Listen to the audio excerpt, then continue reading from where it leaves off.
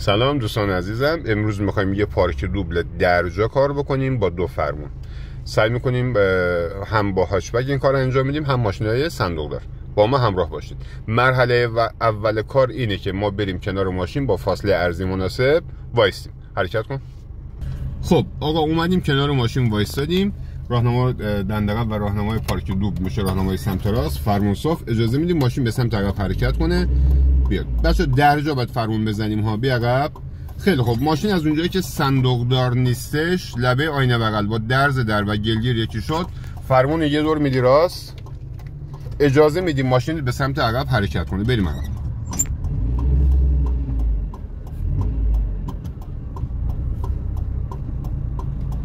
تا جایی میریم عقب که لبه آینه بغل سمت راست با اول چراغ از دید راننده یکی بشه.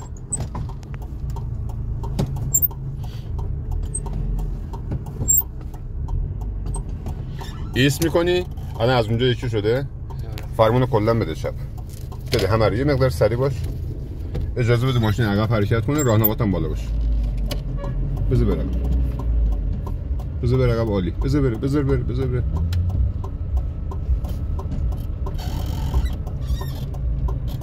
اوکی. دستی رو بکشتن در خلاص کن. پاتو برد. آقا این دوبل اول، این فاصله اون با ماشین، اینم فاصله اون با جدول. درست شد. فقط پشت ماشین پارک شده ورودی خونه بود که از افسر باید این اجازه رو بگیریم. بریم برای پارک دوبل بعدی. خب پارک دوبل بعدی با ماشینای صندوق داریم. میریم کنار ماشین با فاصله ارزی مناسب وای میسیم. میریم جلوتر. بریم جلوتر. عالی. خب دنده رو دادیم عقب. راهنما بالا درسته. بیا عقب. آقا اینو آینه با آینه شدیم. یک لحظه وای میسیم و یه فرمون میدیم راست. بیا عقب‌تر. عالی. یه فرمون راست. تموم شد. بذار بره عقب ماشین. بذار بره. بچه‌ها اگر مجبور شدین گاز بدین زیاد گاز رو فشار ندین. دور موتور از کنین بالاتر نبرید. آقا اینم دانیال تا جایی میگه که لبه آینه بغل با اول چراغ یکی بشه شده. فرمون همه رو بده چپ. بده باریکلا. راهنما هم بزن بالا. اینجا نیاد دار. راهنما بالا نگه دار. بذار بریم عقب. بذار بیاد عقب باریکلا. بذار بیاد عقب. ماشین به موازات جدول در اومد وای میستی. دستی رو میکشی.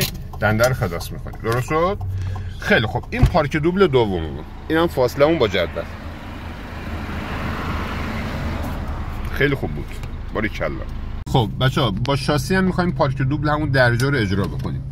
راهنما بالا، دنده عقب، فرمون صاف، میای عقب تا آینه واینه بکنیم. اینا رو آینه واینه می‌کنیم. بیا. یه لحظه وای میسی، فرمون یه دونه راست، تموم شد. میریم عقب. اینم تا جایی میای عقب که لبه آینه بغلت با اول چراغ یکی بشه. یه ذره باید بیا عقب‌تر فکر کنم. نه؟ الان از دید تو خوب درسته یا نه؟ خب شروع کن. فرمون ببر. ببر فرمون. تمام کن دیگه. تمام کن. فرمون ببر. ببر نترس. برو نترس. برو عقب. عالی. باریکلا. بذار بره. یه ذره بیا عقب‌تر. خوبه. وایس. دستی رو بکش. دنده رو خلاص کن.